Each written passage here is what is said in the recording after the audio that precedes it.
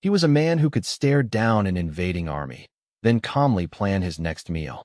Napoleon Bonaparte, not just a conqueror, but a master strategist in all aspects of life.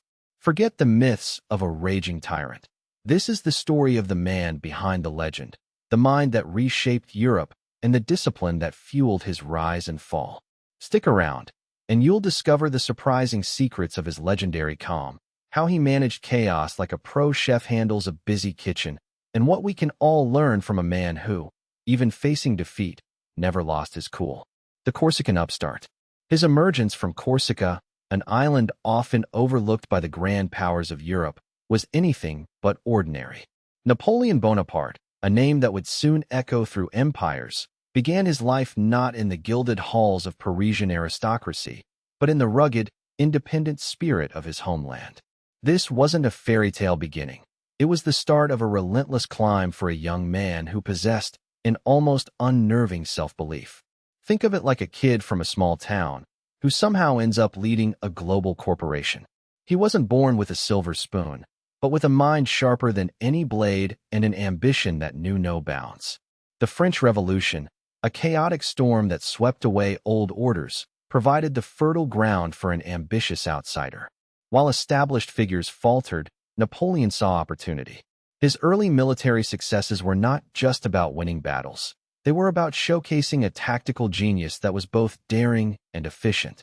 He understood logistics, the art of surprise, and crucially, how to inspire loyalty in his men.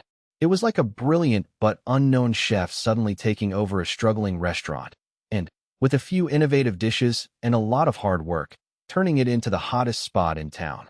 His rise was meteoric, fueled by victories that seemed to defy the odds. This Corsican upstart, with his provincial accent and his fierce determination, challenged the established norms. He wasn't a product of the traditional military academies in the same way others were, yet he surpassed many of his more privileged peers. His education, while solid, was supplemented by an insatiable appetite for knowledge, particularly in military history and strategy. He devoured books, analyzed campaigns, and applied what he learned with a pragmatism that bordered on genius. Imagine a self-taught musician who, through sheer talent and dedication, starts composing symphonies that rival those of the masters. His early career was marked by a series of audacious moves, from the Siege of Toulon to his campaigns in Italy. These weren't just military victories, they were statements. They announced the arrival of a new kind of leader, one who was willing to take risks and who possessed an uncanny ability to read the battlefield and his opponents. He was the unexpected player who, from the sidelines, suddenly orchestrates a game-winning play, leaving everyone else stunned. His ability to adapt, to innovate, and to seize opportunities when they presented themselves made him a formidable force, a true anomaly in the European landscape. From artilleryman to general, young Napoleon Bonaparte, a Corsican with a fiery spirit and a keen mind, began his military career not as a dashing cavalry officer, but as a humble artilleryman. Imagine a young man, barely out of military school, meticulously calculating trajectories, ensuring his cannons were loaded precisely, and understanding the explosive power packed into each projectile. It was a far cry from leading grand charges, but this foundational work in artillery was crucial. He learned the science of ballistics, the art of positioning guns for maximum effect, and the sheer, raw power that well-placed artillery could unleash. This wasn't just about firing a cannon. It was about understanding the physics of destruction and the strategic advantage it offered. His early days were marked by a relentless pursuit of knowledge and a sharp observation of military tactics. While others might have grumbled about the dusty drills and the constant calculations, Napoleon absorbed it all. He saw how artillery could break enemy lines, how it could support infantry advances, and how its thunderous roar could demoralize opponents. He wasn't content with just following orders. He was constantly thinking, analyzing, and looking for ways to improve. This intellectual curiosity, combined with his burgeoning leadership skills, began to set him apart. It's like a budding chef who doesn't just follow recipes but experiments with ingredients, understanding how flavors interact and how to create something truly extraordinary. The French Revolution provided the crucible for his ascent. Amidst the chaos and upheaval, opportunities arose for those with talent and ambition. Napoleon's early successes, particularly his brilliant handling of artillery during the Siege of Toulon, showcased his innovative thinking and his ability to command. He didn't just deploy cannons. He orchestrated their use with a strategic genius that impressed his superiors. His understanding of terrain, his ability to anticipate enemy movements, and his sheer audacity in executing bold plans earned him rapid promotions. Suddenly, the artilleryman was no longer just a technician. He was a leader, a strategist, and a force to be reckoned with on the battlefield. It was a meteoric rise, fueled by intellect, courage, and a deep understanding of warfare's most powerful arm. The Italian campaign's triumph. The young general, barely 30, stepped onto the Italian stage, a whirlwind of ambition and strategic genius. His army, a motley crew of ill-equipped but fiercely loyal soldiers, faced seasoned Austrian forces. It was a David and Goliath situation, but Napoleon was no ordinary shepherd boy. He was a maestro of movement, a magician with logistics, making his seemingly inferior troops appear everywhere at once. Think of it like a chef who can whip up a gourmet meal with just a few ingredients. But instead of food, he's conjuring victories out of thin air. He didn't just fight battles, he orchestrated them. His speed was legendary. While the Austrians were still planning their next move, Napoleon had already executed 3. He'd outmaneuver them, outthink them, and often outrun them. He understood that morale was as crucial as ammunition. So, he'd inspire his men with stirring speeches, promising glory and riches, and more importantly, showing them that he was right there with them, sharing the same dangers and hardships. It was like a coach who not only knows the playbook, but also runs onto the field and scores the winning touchdown himself. The impact was profound. Suddenly, this unknown Corsican upstart was the talk of Europe. He wasn't just winning battles. He was rewriting the rules of warfare. His campaigns were swift, decisive, and remarkably bloodless when compared to the grinding stalemates of the past.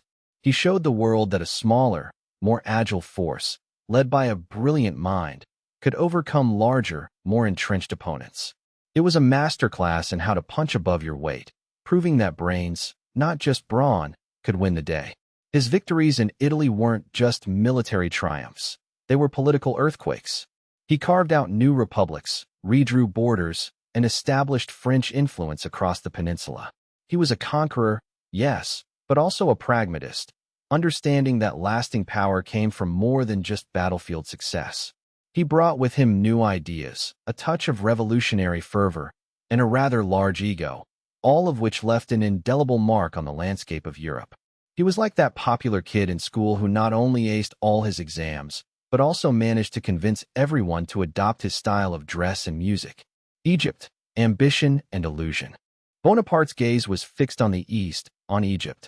It wasn't just about capturing a territory, it was a grand, almost theatrical, ambition. He envisioned himself as a new Alexander the Great, a liberator of peoples, a bringer of enlightenment to a land shrouded in what he perceived as backwardness. This wasn't simply military strategy. It was a carefully crafted illusion, a narrative he was weaving for himself and for France. He commissioned artists and scientists to accompany his army, not just to document conquests, but to study, to catalog, to bring back the wonders of ancient Egypt. Imagine a traveling circus, but with pyramids instead of tents and pharaohs instead of clowns. This expedition was meant to be a dazzling display of French power and intellect, a move that would shake the foundations of the old world and establish Napoleon as a figure of historical significance.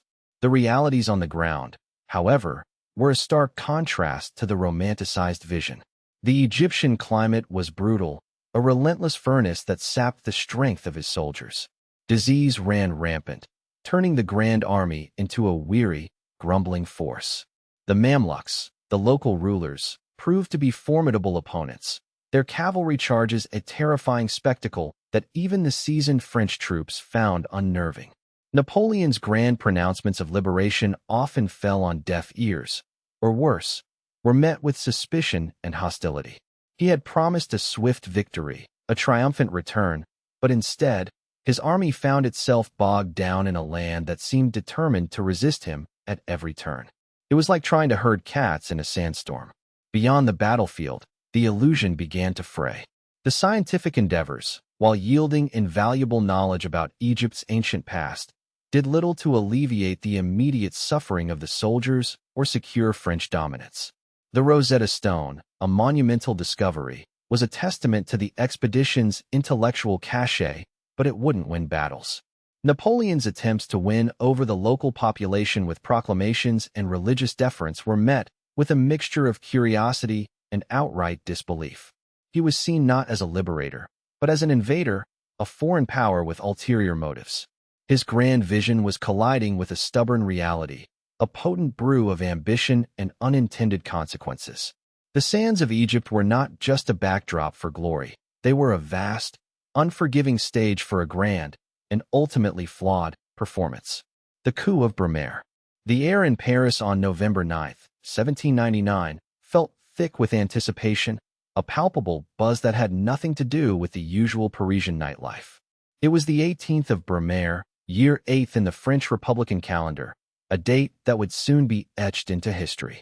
General Napoleon Bonaparte, fresh from his Egyptian campaign, and nursing a bruised ego along with some rather fetching souvenirs, was about to orchestrate a political maneuver that would make a seasoned poker player proud.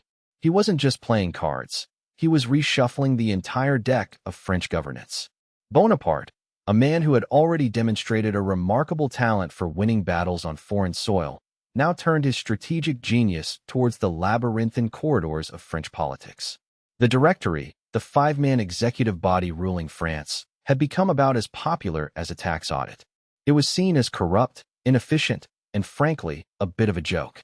The public longed for stability, for a strong hand to guide the nation through the lingering chaos of the revolution. Napoleon, with his gleaming military reputation and a carefully cultivated image of a savior, was perfectly positioned to answer that call. He was like the popular kid in school who suddenly decided he wanted to be class president, and everyone else was just hoping he'd run. The plan, hashed with his co-conspirators like his brother Lucien and the influential Size, was audacious.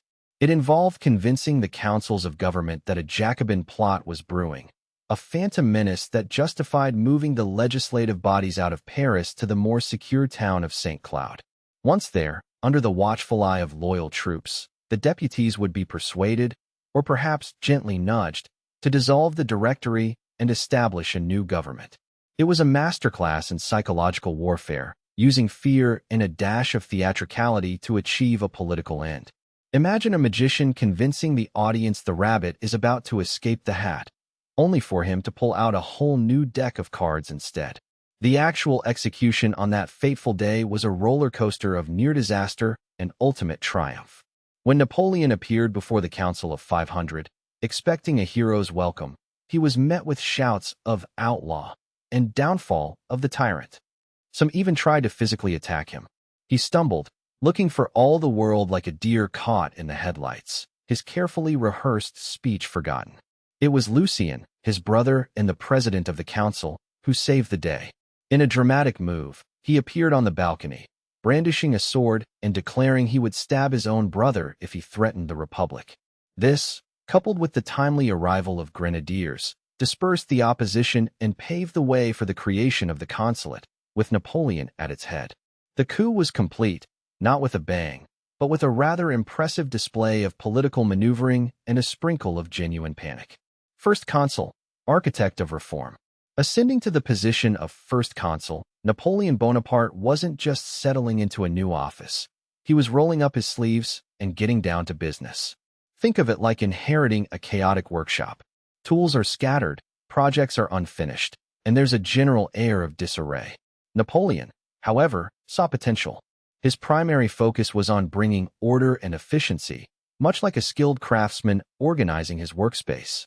He understood that a nation, like a well-oiled machine, needed every part functioning correctly. This wasn't about grand pronouncements. It was about meticulous attention to detail, about making things work. One of his most significant achievements was the stabilization of France's economy. The country was a financial mess, with inflation running wild and a general lack of trust in the currency. Imagine trying to buy groceries when the price of bread doubles overnight. It's frustrating and destabilizing. Napoleon tackled this head-on by creating the Bank of France. This wasn't just a new building. It was a central institution designed to manage the nation's money, issue stable currency, and provide loans. It was a bold move, akin to introducing a reliable, universally accepted currency after a period of bartering with pebbles. He also reformed the tax system, making it more efficient and less burdensome on the average citizen, ensuring that the government had the resources it needed without strangling commerce. Beyond finance, Napoleon was a legislative whirlwind. The French legal system was a tangled mess of local customs and revolutionary decrees. It was like trying to follow a recipe written by a dozen different chefs, each with their own ideas. Napoleon commissioned the creation of the Napoleonic Code, a unified set of laws that applied equally to all citizens. This was a monumental undertaking, simplifying complex legal matters and establishing clear rights and responsibilities. It provided a framework of predictability, so people knew where they stood, much like having a clear set of rules for a game. This code wasn't just about punishment. It was about establishing principles of justice and equality that would influence legal systems across the globe for centuries. Furthermore, he understood the importance of education and infrastructure. He established lycées, which were essentially high schools designed to train future leaders and administrators, ensuring a steady supply of skilled individuals for the state. Think of it as investing in a company's future by training its next generation of managers. He also pushed for the construction and improvement of roads, canals, and public works. A well-connected nation is a prosperous nation, allowing for easier trade, faster communication, and greater national unity. It was a practical approach to nation-building, laying the groundwork for a stronger, more cohesive France. The Napoleonic Code, a lasting legacy. The Napoleonic Code, officially the civil code of the French, was more than just a set of laws. It was a foundational document that reshaped legal systems across the globe. Imagine a chaotic jumble of local customs and conflicting rules everywhere you looked before Napoleon. He, in his characteristic no-nonsense style, decided enough was enough. He commissioned a team of brilliant legal minds to create a unified, clear, and logical body of civil law for France. This wasn't just about tidying up. It was about establishing fundamental principles that were remarkably modern for their time. Think about it. The code firmly established the idea that all citizens were equal before the law, regardless of their background. No more special treatment for nobles or clergy. It also enshrined property rights, making it clear that what you owned was yours, a concept that's pretty important if you like having your own stuff. And for families, it brought a sense of order, though some might argue it was a bit too orderly for romantic souls. Its influence spread like wildfire. As Napoleon's armies marched across Europe, they brought the code with them. Even after his empire crumbled, the legal framework remained. Countries like Belgium, Luxembourg, and even parts of Italy adopted it wholesale. Beyond Europe, its principles inspired legal reforms in places as far-flung as Quebec, Louisiana, and even in the legal systems of many Latin American nations. It's like a legal recipe that just kept getting shared and adapted. The genius of the Napoleonic Code lay in its clarity and accessibility. It was written in plain language, understandable to the average person, not just legal eagles. This was a huge departure from the often obscure legal jargon of the past. It provided a stable foundation for commerce, for family life, and for the rights of individuals. Even today, many of the core concepts, like the sanctity of contracts or the idea of legal personhood, can trace their lineage directly back to this monumental achievement. It's a testament to how a well-crafted set of rules can have an impact that echoes for centuries, proving that sometimes, even military conquest can have surprisingly constructive side effects. Emperor, the crowning glory. The air in Notre Dame Cathedral crackled with anticipation, a palpable energy that even the thick incense couldn't quite mask. Napoleon, no longer just first consul but now emperor of the French, stood poised. This wasn't just a coronation. It was a theatrical masterpiece, a grand statement designed to cement his power not only in France, but across a continent still reeling from revolution. He had invited the Pope, Pius VII, to preside, a clever move that lent a divine veneer to his self-made crown. Imagine a king inviting his sternest teacher to his graduation ceremony. A bit awkward, perhaps, but undeniably powerful. But here's the twist, the part that really shows Napoleon's sheer audacity. As the Pope began the ceremony, Reaching for the crown, Napoleon stepped forward. He took the crown from the Pope's hands himself and placed it upon his own head. Then, he crowned his wife, Josephine, Empress. This wasn't just a break from tradition, it was a declaration. He was not chosen by God or by ancient lineage. He was chosen by himself, by his achievements, by the will of the French people as he saw it. It was like a celebrity showing up to their own awards ceremony and handing themselves the trophy, then their +1. Bold. Absolutely. Effective? Undeniably. The imagery was deliberate and potent. The imperial eagles, the bees, the laurel wreaths, all symbols of Roman emperors and French royalty, resurrected and repurposed. He wanted to evoke the grandeur of Rome, the power of Charlemagne, but with a distinctly modern, French flair. This was about establishing a new dynasty, a new era where strength, ambition, and military success would be the ultimate arbiters of power. He was essentially saying, first V built this empire, and first am the one who gets to decide who wears the crown. It was a performance designed to awe, to intimidate, and to inspire loyalty. The ceremony itself was a spectacle of unparalleled magnificence, a stark contrast to the austerity that often followed revolutionary fervor. Gold, velvet, and music filled the vast cathedral. It was a conscious effort to rebuild national pride and create a sense of continuity with France's glorious past, while simultaneously forging a new destiny. Napoleon understood the power of symbols, the psychological impact of pageantry. He knew that to truly rule, he had to not only win battles, but also capture the imagination of his people. And this crowning moment was the ultimate grand finale of his rise to absolute power. Austerlitz, the masterpiece battle. The Battle of Austerlitz, fought on December 2, 1805, stands as a testament to Napoleon Bonaparte's strategic genius. It wasn't just a victory, it was an artistic performance on the battlefield, a masterpiece painted with smoke, steel, and audacious maneuvers. The opposing armies, the French on one side and the combined forces of Russia and Austria on the other, were roughly equal in size, yet Napoleon managed to orchestrate a symphony of destruction that left his enemies in disarray. Napoleon's brilliance lay in his ability to read the battlefield like a book and anticipate his opponent's moves. He deliberately weakened his right flank, making it appear vulnerable, a tempting bait for the Allied commanders. They took the hook, believing they had found a weak point to exploit. This was akin to a chess player sacrificing a pawn to gain a commanding position. The Allies, eager to encircle the French, committed a significant portion of their forces to this perceived breakthrough, leaving their center exposed. As the Allied columns advanced, convinced of their impending success, Napoleon unleashed his hidden strength. The French Imperial Guard and other elite units, held in reserve, slammed into the weakened Allied center. This sudden, powerful thrust was like a well-timed punch that knocked the wind out of the enemy's attack. The Allied army, caught in a pincer movement, found itself divided and outmaneuvered. It was a classic pincer move, where an army is attacked from both sides, making escape incredibly difficult. The result was a catastrophic defeat for the Allied forces. Thousands were killed, wounded, or captured. The battlefield became a scene of utter chaos, with soldiers struggling to escape the relentless French advance. Austerlitz wasn't just about numbers. It was about psychological warfare, deception, and exploiting the enemy's overconfidence. Napoleon, by contrast, maintained a remarkable calm throughout the entire engagement, directing his troops with precision and foresight, solidifying his reputation as one of history's greatest military minds.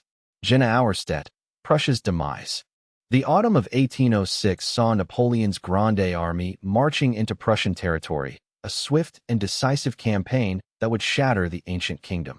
Prussia, once a formidable military power, had grown complacent, its leadership clinging to outdated tactics and a rigid social structure. It was like a grand old house that hadn't been redecorated in a century, still impressive, but perhaps a bit dusty and out of touch. Napoleon, on the other hand, was the ultimate interior designer of warfare, constantly innovating and adapting. The battles of Jena and Auerstedt, fought on the same day, October 14th, were not just military engagements. They were a brutal lesson in modern warfare. The Prussian army, with its elaborate formations and reliance on aristocratic officers who often seemed more concerned with their uniforms than the enemy, was no match for Napoleon's flexible and motivated troops. Imagine a chess game where one player is using a standard set, and the other has a set with extra pieces that can move in surprising ways. That was the disparity. The French infantry, cavalry, and artillery worked in concert, a well-oiled machine, while the Prussians often found themselves isolated and overwhelmed. At Jena, Marshal Davout's outnumbered corps held the line against a much larger Prussian force, a testament to sheer grit and tactical brilliance. Meanwhile, at Auerstedt, Marshal Bernadotte and Marshal Soult, despite some initial confusion and friction between them, managed to exploit Prussian blunders, turning a potentially difficult situation into a resounding victory. It wasn't a perfectly choreographed ballet. There were moments of chaos and near disaster, but ultimately, the French execution was far superior. The Prussian army, as a cohesive fighting force, essentially ceased to exist that day, its remnants scattering in disarray. The consequences were immediate and devastating for Prussia. Within weeks, Berlin was occupied, and the kingdom was forced to sue for peace, losing vast territories and paying enormous indemnities. It was a humbling experience, akin to a seasoned boxer being knocked out by a younger, hungrier contender. The defeat exposed the deep-seated weaknesses within Prussian society and its military, prompting a period of intense reform that would, ironically, lay the groundwork for Prussia's eventual resurgence and its role in unifying Germany later in the century. But for now, it was a stark demonstration of Napoleon's unparalleled genius and the vulnerability of an outdated power. The Continental System, economic warfare. Napoleon's grand plan to cripple Great Britain wasn't with cannons, but with commerce. He essentially declared a massive economic blockade, the Continental System, aiming to starve Britain of its markets and resources. Think of it like a playground bully saying, "Nobody plays with Billy anymore, and nobody buys his lemonade either." His idea was simple. If Britain couldn't sell its goods, its economy would collapse, and its power would wane. This meant that all European ports under French control, which was a significant chunk of the continent, were forbidden from trading with the British. Suddenly, French wine couldn't be shipped to London, and British textiles couldn't reach Paris. It was a tough pill for many European nations to swallow, as they had long-standing trade relationships with Britain. Smuggling became the new black market, with merchants risking hefty fines and confiscation to get their hands on British goods or to sell their own products to the island nation. It was a cat-and-mouse game played out across busy ports and quiet coves. The system, however, proved to be a double-edged sword. While it certainly inconvenienced Britain, it also hurt the economies of the very nations Napoleon sought to control. For instance, Russia, a key ally at the time, found itself struggling without British markets for its timber and grain. This economic pain, coupled with other grievances, was a major factor in Tsar Alexander first eventually breaking away from the Continental System, a move that contributed significantly to Napoleon's disastrous invasion of Russia. It turns out you can't just tell an entire continent who they can and can't do business with without consequences, especially when it involves something as fundamental as trade. Peninsular War, the Spanish Ulcer. The Spanish Ulcer, as Napoleon himself later lamented, proved to be a festering wound on his otherwise triumphant empire. It began with Napoleon's misguided belief that he could easily install his brother, Joseph Bonaparte, on the Spanish throne. He envisioned a quick, decisive victory, much like his campaigns in other European nations. However, the Spanish people, fiercely proud and deeply religious, had other ideas. They didn't fancy a foreign king imposed upon them, especially one not of their own choosing. It was like trying to force a square peg into a round hole, and the Spanish were determined to keep that peg out. This resistance wasn't just a matter of grand armies clashing. It manifested as a brutal, drawn-out guerrilla war. The term guerrilla itself comes from this conflict, meaning little war. Imagine small bands of determined men, armed with whatever they could find, pitchforks, hunting rifles, and sheer grit, ambushing French supply lines, picking off isolated patrols, and generally making life a living hell for Napoleon's highly disciplined but often overconfident troops. It was a constant, gnawing problem, like an annoying mosquito bite that you can't quite reach to scratch. Only in this case, the mosquito was a whole nation. The French found themselves bogged down in a quagmire. They had to divert vast resources and manpower to pacify regions that seemed to erupt in rebellion the moment the main French forces moved on. Cities were besieged, battles were fought, and much blood was spilled on both sides. Yet, for every French victory on the battlefield, the spirit of resistance only seemed to grow stronger. It was a war of attrition, a slow bleed that Napoleon couldn't seem to stop. He had underestimated the tenacity of a people fighting for their homes and their faith. The consequences of this prolonged struggle were immense. It drained Napoleon's treasury and his army, weakening his ability to wage war elsewhere. The constant drain on his resources and the negative press surrounding the conflict also began to erode his seemingly invincible image across Europe. The Spanish ulcer didn't just hurt Spain. It weakened the very foundations of Napoleon's vast empire, a costly reminder that sometimes the most formidable enemies are not always found on the grandest battlefields, but in the hearts of ordinary people unwilling to yield. Essling and Wagram, empires clash. The summer of 1809 saw Napoleon's Grande Armée face its sternest test yet against the Austrian Empire. The Archduke Charles, commanding a revitalized Austrian force, had learned from past defeats. He understood Napoleon's tactics and was determined to exploit any weakness.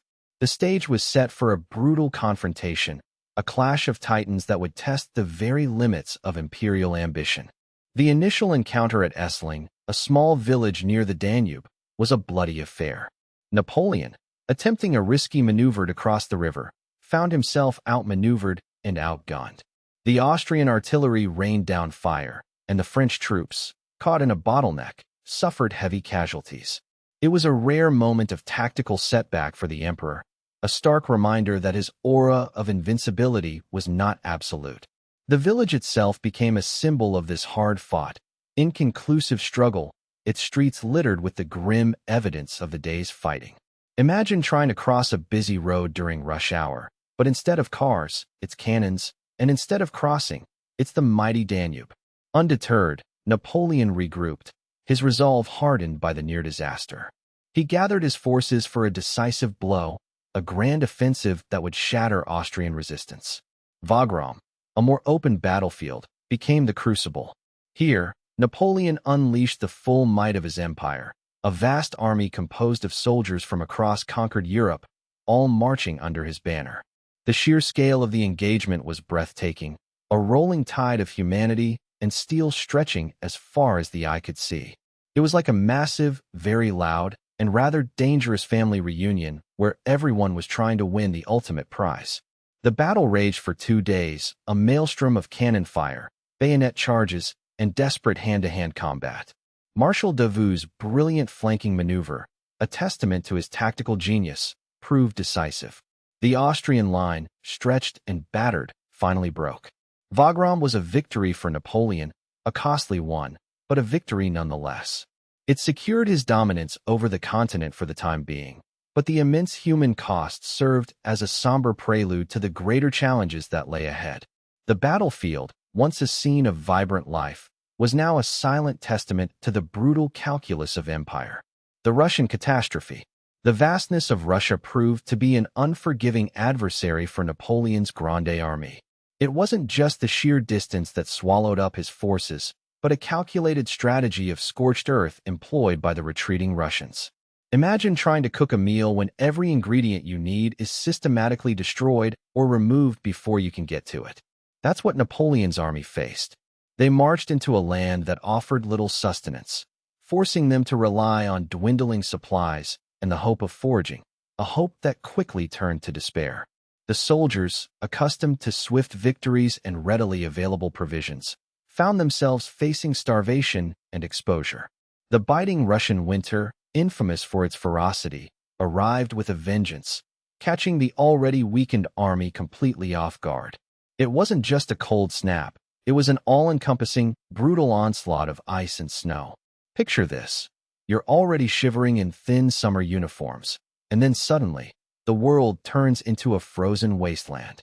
The cold seeped into bones, frostbite became a constant threat, and hypothermia claimed countless lives. Horses, The vital engines of Napoleon's cavalry and supply lines perished in droves, leaving the army even more vulnerable and immobile. The grand ambition of conquering Russia dissolved into a desperate fight for survival against the elements. The retreat from Moscow was not a tactical withdrawal, it was a harrowing exodus. The once mighty Grande Armée, depleted and demoralized, became a straggling mass, harried by Cossacks and partisan fighters. Every mile back was a battle against hunger, disease, and the relentless pursuit.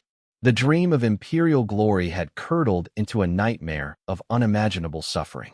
What began as a grand invasion had devolved into a desperate scramble for any semblance of safety, a testament to how even the most brilliant military mind could be undone by the sheer scale of a hostile environment and the indomitable spirit of a nation determined to resist. The retreat from Moscow. The biting Russian winter was an enemy more formidable than any soldier. As Napoleon's Grande Armée turned south from Moscow, it wasn't just a matter of marching. It was a desperate scramble for survival. The grand promises of conquest had dissolved into a grim reality of hunger, frostbite, and relentless pursuit. Imagine trying to carry your entire home, including your grumpy Uncle Barry, through a blizzard, and you're only halfway there. That's a bit like the situation for these soldiers, except Uncle Barry was a cannon, and the blizzard was trying to freeze you solid. The men, once a proud and disciplined force, were reduced to ragged shadows of their former selves. Their uniforms, designed for French elegance, offered little protection against the Siberian-like cold. Many soldiers, their feet numb and bleeding, simply couldn't go on. They'd huddle together for warmth, a tragic tableau against the vast, indifferent snowscape. It wasn't uncommon for men to fall asleep and never wake up, lost to the icy embrace. The supply lines, already stretched thin, had completely collapsed, leaving soldiers to scavenge for meager rations. A frozen potato was a feast, and a half-starved horse was a luxury. The Cossacks, Russian light cavalry, harried the retreating army relentlessly. They were like a swarm of particularly persistent gnats, appearing out of nowhere, striking, and then vanishing back into the snow. These hit-and-run attacks, coupled with the brutal weather, chipped away at the army's morale and numbers. Every river crossing became a perilous ordeal, with freezing water and collapsing ice adding to the carnage. The wounded, unable to march, were often left behind, a heartbreaking sacrifice to the relentless march. The dream of conquering Russia had turned into a nightmare of survival. Even as the surviving soldiers neared Polish territory, the ordeal wasn't over. The sheer exhaustion and starvation had taken a terrible toll. Many were delirious, mistaking trees for enemies or seeing mirages of warm hearths. The psychological impact was as devastating as the physical. The invincible image of Napoleon had been shattered, and the soldiers who had followed him so faithfully were left to bear the brutal consequences of a campaign gone horribly wrong. It was a stark, unforgettable lesson in the power of nature and the limits of human ambition. Leipzig, the Battle of Nations. The year 1813 saw Napoleon's Grande Armée facing a formidable coalition on the plains near Leipzig. This wasn't just a skirmish. It was a colossal clash, dubbed the Battle of Nations, because so many different peoples were involved. Imagine a massive chessboard, but instead of little wooden pieces, you have hundreds of thousands of soldiers, cavalry, and artillery all milling about. The stakes were astronomically high, with the fate of Napoleon's empire hanging precariously in the balance. It was a brutal dance of strategy and sheer grit, a testament to the human capacity for both incredible bravery and devastating conflict. The sheer scale of the engagement was mind-boggling. On one side, Napoleon's forces, though still formidable, were depleted from earlier campaigns. Facing them was a vast alliance comprising Russia, Prussia, Austria, and Sweden, each contributing significant numbers of troops. Think of it like a massive family feud, but instead of arguing over who gets the last slice of pie, they were arguing over the political map of Europe. The air itself must have thrummed with the tension, the distant rumble of cannons a constant, ominous soundtrack. The battle raged for days, a chaotic symphony of musket fire, clashing sabers, and the thunderous roar of artillery. Commanders on both sides were trying to outmaneuver each other, like chess grandmasters playing with real lives. Napoleon, ever the tactician, attempted to break the enemy lines, but the sheer weight of numbers and the coordinated efforts of the Allied forces proved too much. It was a situation where even the most brilliant plans could be overwhelmed by the brute force of a united opposition.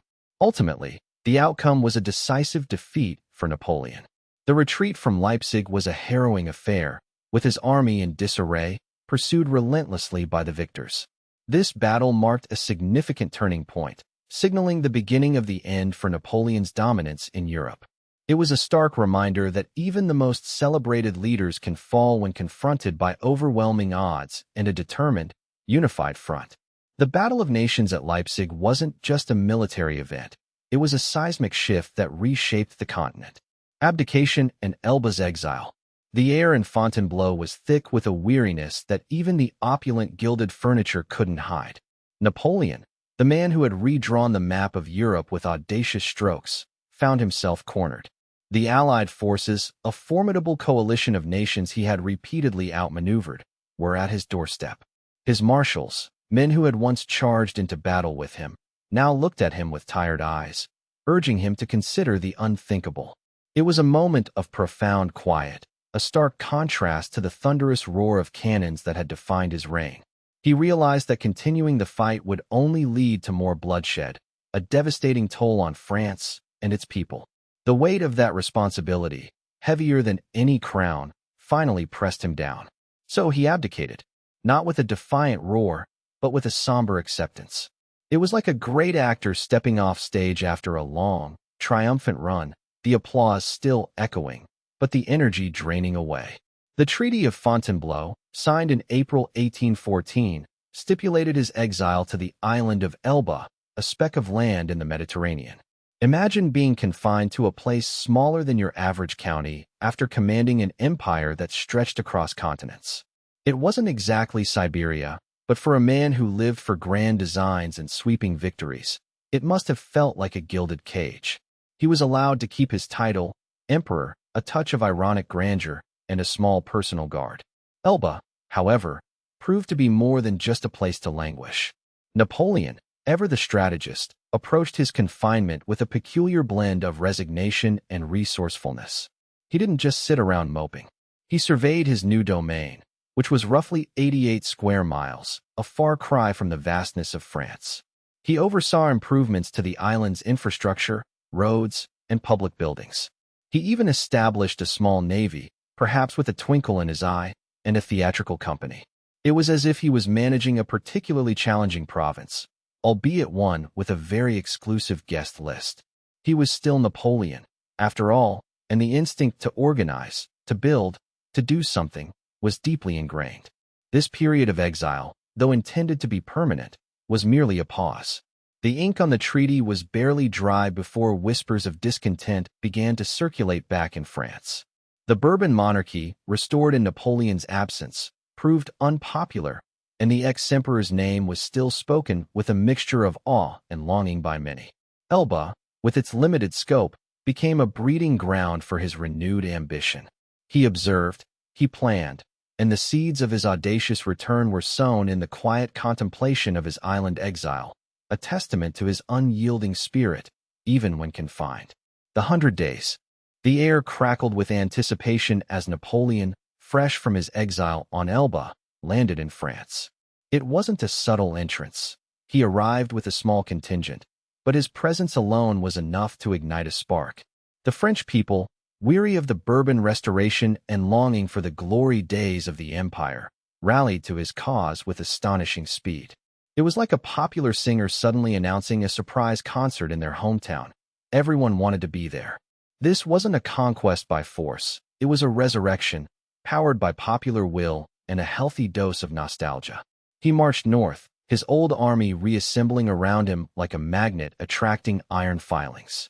Soldiers who had once fought against him now cheered his name, their loyalty rekindled by the very man who had led them to so many victories. It was a testament to his charisma, his ability to inspire fierce devotion. Imagine a beloved teacher returning to a school after years away. The students, even those who had moved on, would likely flock back to their old classroom, eager for their mentor's wisdom. This was that kind of fervor, amplified 1,000-fold. The European powers, however, were not amused. They saw Napoleon's return not as a comeback tour, but as a dangerous resurgence. They quickly formed a new coalition, determined to extinguish this flickering flame of empire before it could grow into a conflagration. It was akin to a group of rival businesses seeing a former competitor, thought to be out of business, suddenly reopen with a vengeance. They'd immediately pool their resources to shut him down. The stakes were incredibly high, and the fate of France, and indeed Europe, hung precariously in the balance. The decisive moment arrived on the fields of Waterloo. Here, Napoleon faced his greatest adversary, the Duke of Wellington, and a combined Allied army. The battle was a brutal, drawn-out affair, a clash of titans that would determine the course of history. It wasn't a quick knockout. It was a grueling, back-and-forth struggle, like a heavyweight boxing match where both fighters land heavy blows, but one eventually falters.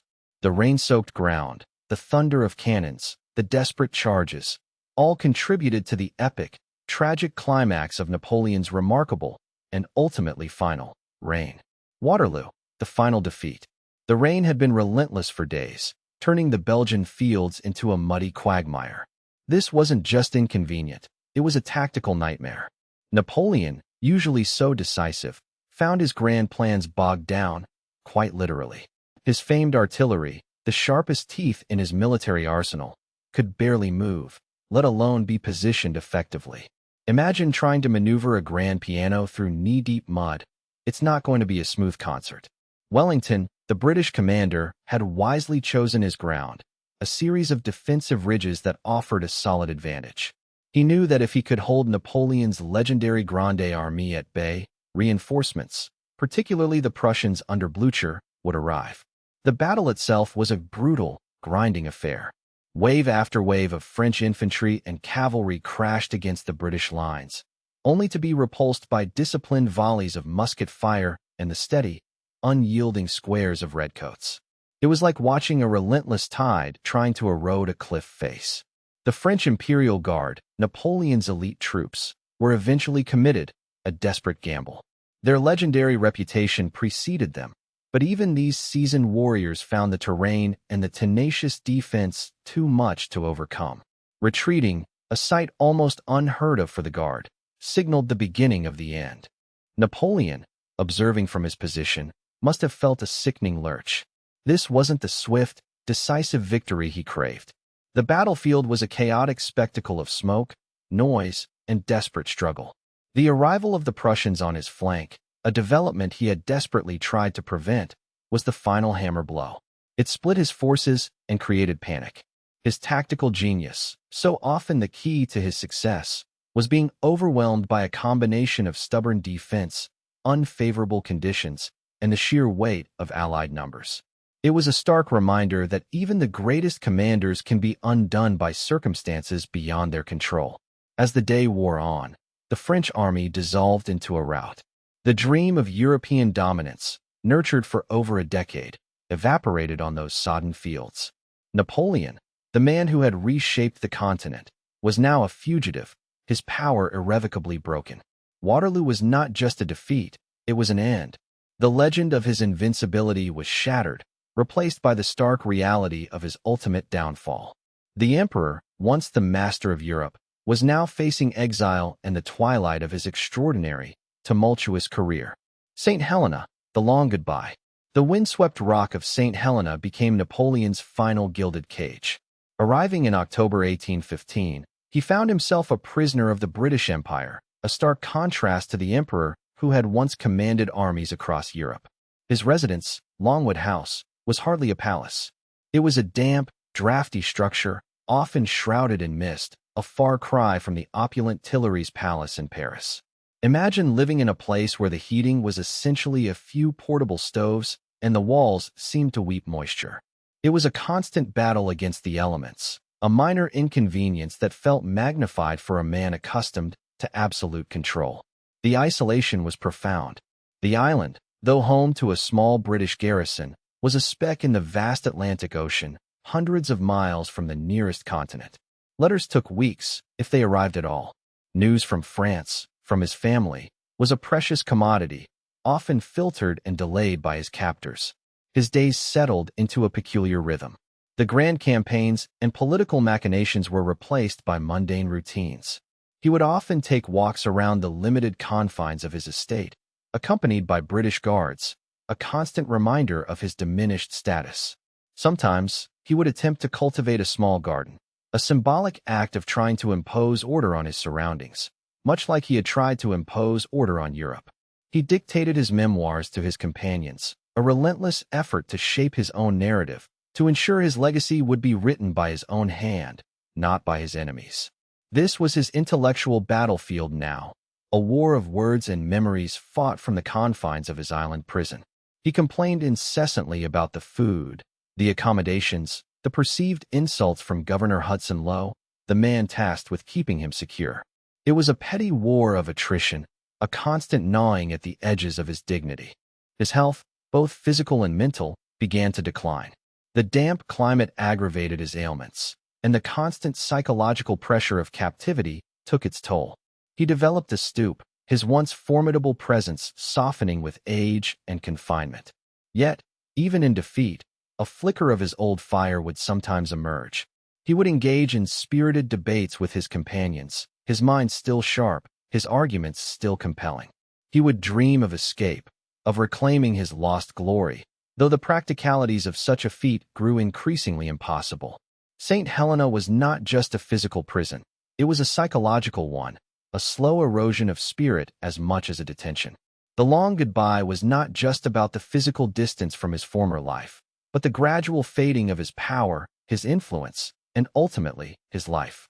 He was a lion in winter, his roars growing weaker, his mane less lustrous, but still a lion nonetheless, confined to a small, windswept enclosure. The myth of Napoleon. The image of Napoleon as a flawless military genius, a man who single-handedly shaped Europe through sheer brilliance, is largely a carefully constructed narrative.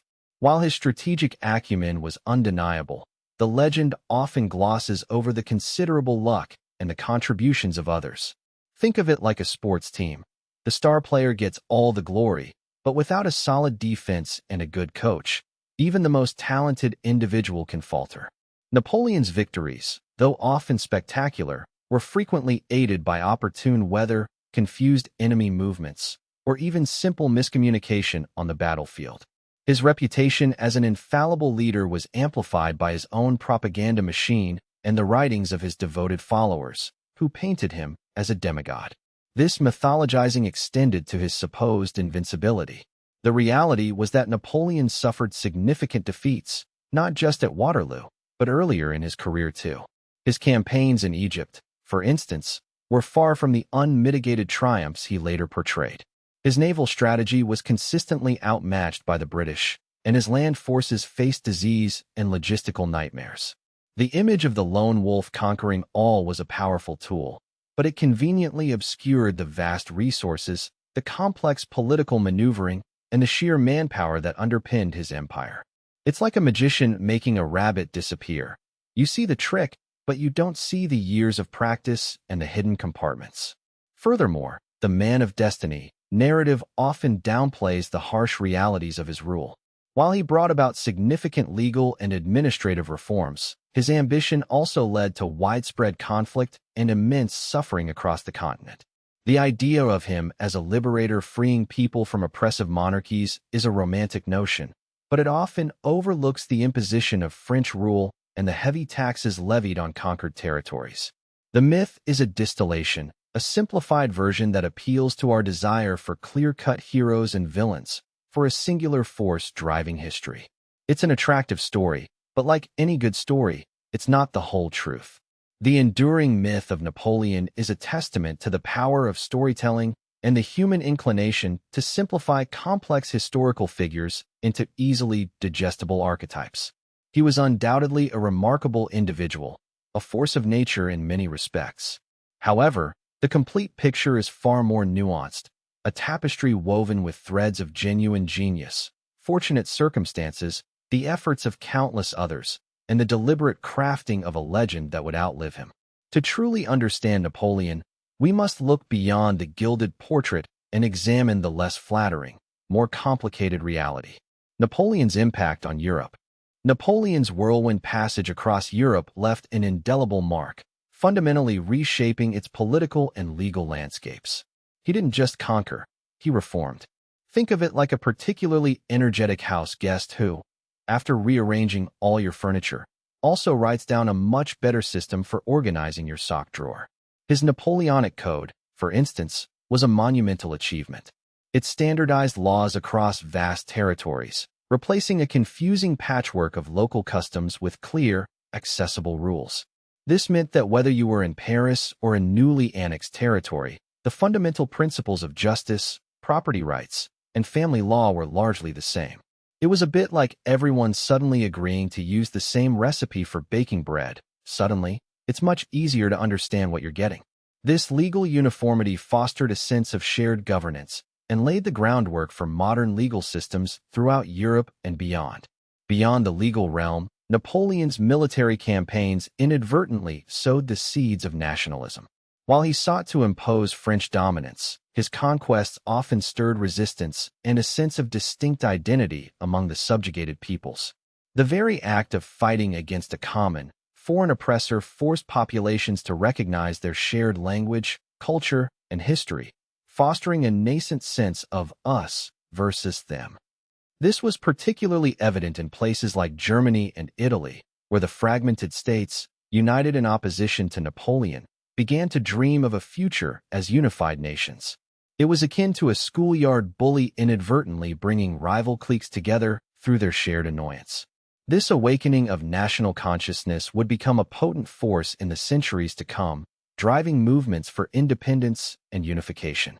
Furthermore, Napoleon's administrative reforms, including the creation of efficient bureaucracies and centralized governments, left a lasting legacy. He introduced meritocracy in many areas, promoting individuals based on talent rather than birthright, which was a radical departure from the old aristocratic order. This focus on efficiency and competence, even if implemented for imperial aims, demonstrated the potential for more modern, effective governance. His reorganization of territories, the establishment of new administrative divisions, and his emphasis on secular education all contributed to a more modern state structure. It was as if he blew a fresh gust of wind through the old, dusty halls of power, clearing out cobwebs and letting in some much-needed light and air, even if some of that air was tinged with gunpowder smoke. Military genius, tactics, and strategy. Napoleon's brilliance on the battlefield wasn't about brute force. It was about outthinking his opponents. He was a master of speed and surprise, often moving his armies faster than anyone expected. Imagine a chess player who can see 10 moves ahead, but instead of a board, he has thousands of soldiers and cannons. That was Napoleon. His knack for concentrating his forces at a decisive point, what he called the point of the bayonet, often overwhelmed enemy lines that were spread too thin. He understood that hitting hard and fast in one place could shatter the enemy's will to fight, much like a well-placed punch can end a boxing match. His strategic vision extended beyond the immediate battle. Napoleon was adept at understanding the broader picture, the geography of the land, the enemy's supply lines, and their political motivations. He knew that a victory on the field was only one part of the equation. Securing the gains and maintaining momentum was equally crucial. He didn't just win battles. He aimed to win wars by crippling the enemy's ability to wage them. This often involved bold maneuvers, like marching his troops through seemingly impassable mountain passes, catching his enemies completely off guard and forcing them into disadvantageous positions. It was a bit like showing up to a dinner party unannounced, but with muskets. The implementation of his tactics was equally impressive. Napoleon was a micromanager when it came to battle plans, but he also knew how to delegate and empower his marshals. He developed sophisticated communication systems for his era, allowing him to coordinate large armies spread across vast distances. He innovated in artillery use, massing cannons to create devastating barrages before his infantry and cavalry advanced. His understanding of logistics, ensuring his troops were fed and equipped, was also a key element often overlooked. A hungry soldier, no matter how brave, is not an effective soldier. He made sure his army was a well-oiled, albeit sometimes noisy, machine. Political acumen, statecraft, and power. Napoleon's rise to power wasn't just about battlefield victories. It was a masterclass in understanding how to wield influence and manage a nation. He grasped that a strong government needed more than just a charismatic leader. It required solid institutions and a clear vision. Think of him as the ultimate chess player, always thinking several moves ahead, anticipating his opponent's strategies and maneuvering his own pieces with precision. He knew when to be firm, when to compromise, and most importantly, when to seize an opportunity. This wasn't luck, it was calculated risk-taking, informed by an almost uncanny understanding of human nature and political dynamics. His genius for statecraft is evident in the sweeping reforms he implemented. He didn't just conquer territory, he sought to organize it, to bring order out of chaos. The Napoleonic Code, for instance, was a monumental achievement. It standardized laws across France, making them clear, accessible, and fair, a far cry from the jumbled mess of old feudal regulations. This wasn't just about making life easier for lawyers. It was about creating a stable foundation for society and commerce, fostering trust and predictability.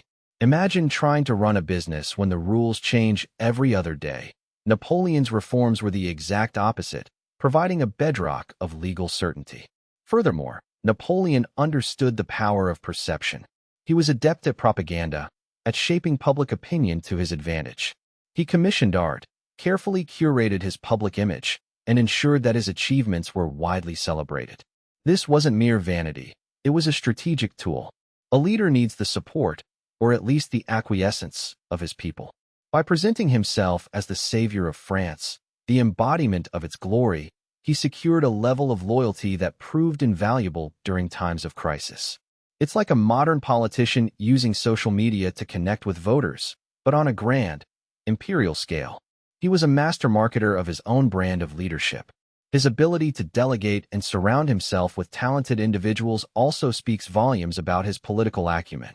He wasn't afraid to empower capable ministers and generals, trusting them to carry out his vision. This wasn't a sign of weakness, but of strength, a recognition that no single person can do everything. He knew how to identify talent, how to motivate it, and how to integrate it into his grand design. It's like a successful CEO who builds a strong executive team, allowing the company to thrive. This collaborative approach, combined with his unwavering decisiveness, made him an exceptionally formidable political force, capable of achieving goals that many considered impossible. The man behind the legend. Napoleon Bonaparte, a name synonymous with ambition and conquest, was far more than the larger-than-life figure history often portrays. Beneath the glittering uniforms and the thunder of cannons resided a man of surprising introspection and a profound, almost unnerving, calm. This wasn't the absence of emotion, but rather a formidable self-mastery. Think of a seasoned chess player, eyes fixed on the board, mind calculating every possible move, utterly unruffled by the cheers or jeers of the crowd. That was Napoleon in the crucible of battle and political intrigue. He possessed an extraordinary ability to compartmentalize, to push aside personal anxieties or doubts when the weight of empire rested on his shoulders. This mental discipline allowed him to make critical decisions under immense pressure, a trait that often bewildered his more volatile subordinates. His personal life, though often overshadowed by his public achievements, reveals glimpses of this inner world. While capable of grand gestures and public displays of affection, particularly towards Josephine, his private correspondence often showcased a more reserved, even pragmatic side. He was not one for effusive sentimentality. Instead, his affections were often expressed through acts of service or strategic support, much like a parent ensuring their child has the best opportunities. This quiet dedication, this focus on tangible outcomes rather than flowery words, was a hallmark of his approach to relationships, just as it was to his military campaigns. He sought loyalty and competence, and he rewarded it, but he rarely indulged in overt emotional displays that might be perceived as weakness in his intensely competitive world. Furthermore, his famous temper, often depicted as a volcanic eruption, was, in reality, a carefully calibrated tool. He understood the power of intimidation and the impact of a stern word or a piercing gaze. This wasn't uncontrolled rage, it was a calculated performance, designed to instill discipline and ensure obedience. Imagine a stern but fair teacher who knows exactly when to raise their voice to get the class's attention and when to offer a quiet word of encouragement. Napoleon wielded his authority with a similar understanding of human psychology. He could be magnanimous, offering pardons and promotions, but he was also capable of a chilling severity when he felt his authority was challenged or his plans jeopardized. This duality, this blend of iron will and strategic empathy, made him a truly formidable leader, a man who understood the levers of power, both external and internal. Personal life: Josephine and Marie-Louise. Josephine de Beauharnais, Napoleon's first wife, was a woman of considerable charm and grace, though her early life had been marked by hardship. She was a widow when she met Napoleon, a rising star in the French military. Their courtship was passionate, and Napoleon, quite smitten, showered her with letters filled with declarations of love. He wasn't just a military man. He was a romantic at heart, at least when it came to Josephine. Their marriage, however, was not without its complexities. Josephine, older and with 2 children from her previous marriage, initially had reservations. Yet, Napoleon's ambition and his evident affection won her over. She became an empress, a position she held with a certain flair, known for her elegance and her love of fashion, particularly gardening. Her rose garden at Malmaison became legendary. The union with Josephine, though deeply felt by Napoleon, ultimately lacked a crucial element for his dynastic ambitions: an heir.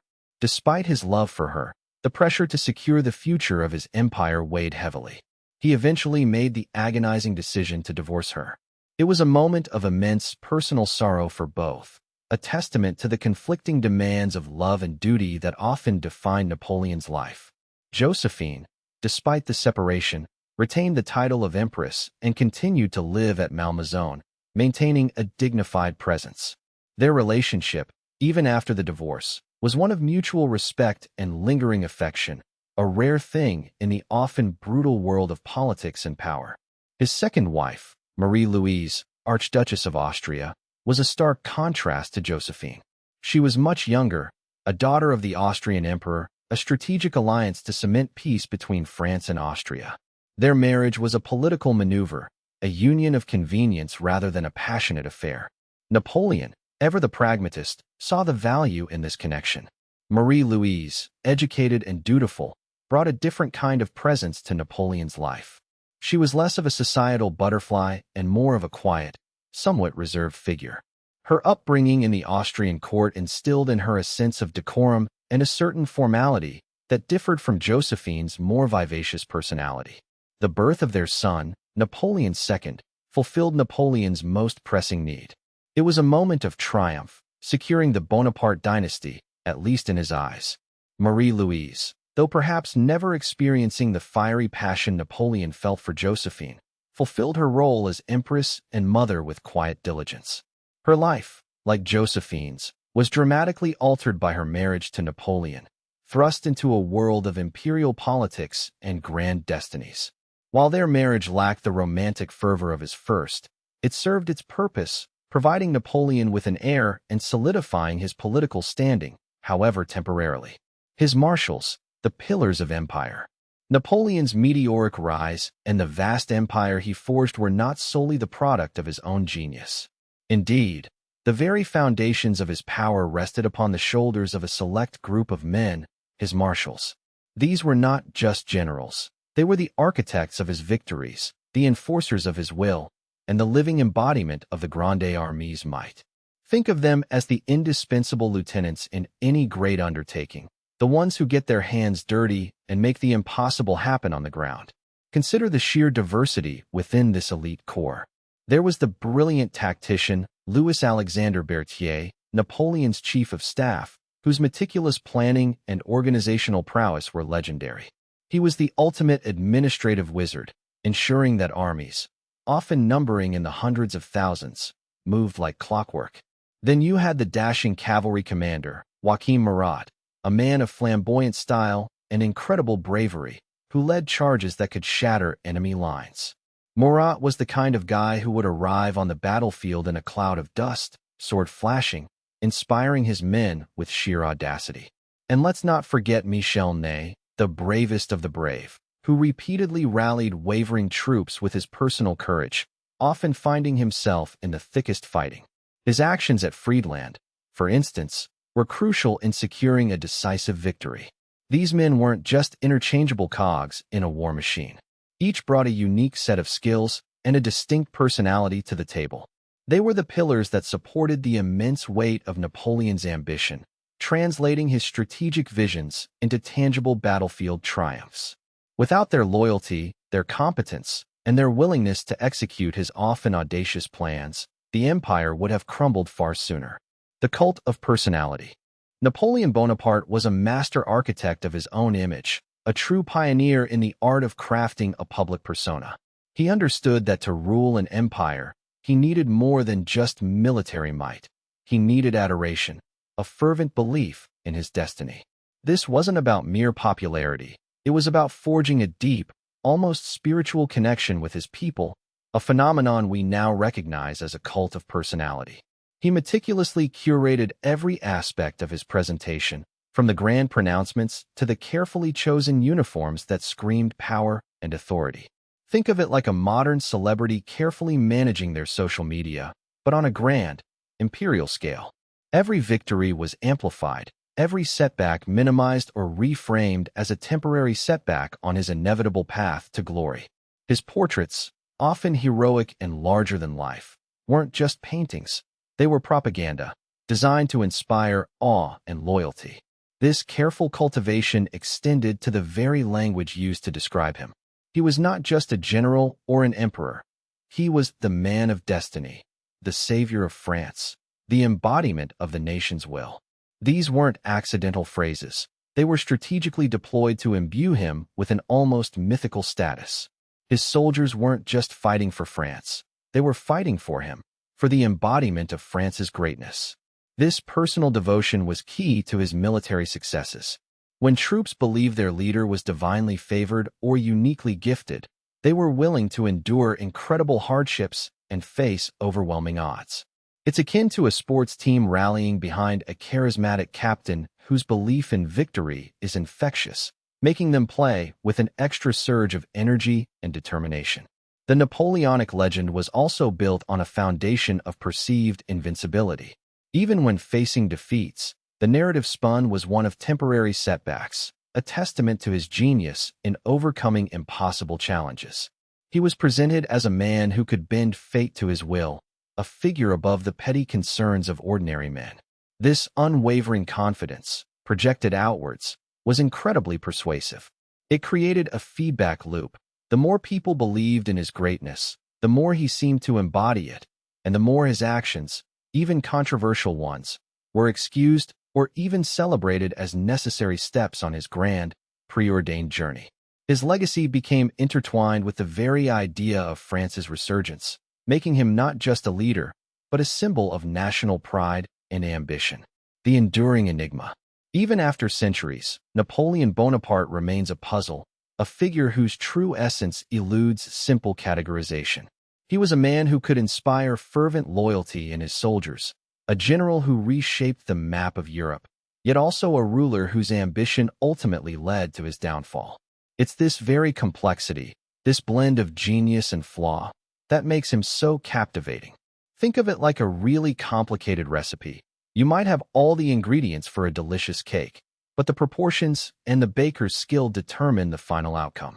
Napoleon's recipe was certainly potent. His ability to maintain an aura of calm, even in the face of immense pressure, is legendary. During battles, when chaos reigned and lives hung in the balance, reports often describe him as collected, issuing orders with a steady hand and a clear mind. This wasn't just a show, it was a core part of his leadership. It's like a surgeon performing a delicate operation. They can't afford to panic when things get tough. Napoleon's mind seemed to operate on a different frequency, processing information and strategizing while others faltered. Yet, this same man could be incredibly ruthless. The pursuit of his goals, whether personal glory or the expansion of his empire, often came at a terrible cost. He was a master manipulator, adept at using propaganda and political maneuvering to his advantage. This duality, the brilliant strategist and the ambitious autocrat, is what makes him so enduringly enigmatic. He's not just a historical figure. He's a case study in human nature, a reminder that greatness and ruthlessness can often walk hand in hand. Ultimately, Napoleon's legacy is a tapestry woven with threads of both admiration and condemnation. He brought about significant reforms, codified laws that still influence legal systems today, and fostered a sense of national identity. But he also plunged Europe into years of war, causing widespread suffering. This irreducible blend of revolutionary idealist and imperial conqueror ensures that the question of who Napoleon truly was will likely never be definitively answered, making him a perpetual subject of fascination and debate. And so, we've journeyed through the rise and fall of Napoleon Bonaparte, a man who, despite his legendary ambition and military genius, often displayed a remarkable, almost unnerving, calm. From his early days as a sharp, observant artillery officer to his crowning as emperor, Napoleon navigated the treacherous waters of revolution and war with a steely resolve that could make even the most seasoned general sweat. He wasn't just a conqueror. He was an administrator, a lawgiver, a man who shaped modern Europe in ways we still feel today. Think about it. The legal systems in many countries, the very structure of bureaucracy, they all owe a debt to his vision. It's a complex legacy, isn't it? A man who brought order, but at a tremendous cost. We hope you found this glimpse into his life as fascinating as we did. What do you think was his greatest achievement or his most significant mistake? Let us know in the comments below. Next time, we'll be diving into the dramatic world of another powerful figure who rose from humble beginnings to shake the foundations of an empire, Julius Caesar. You won't want to miss it.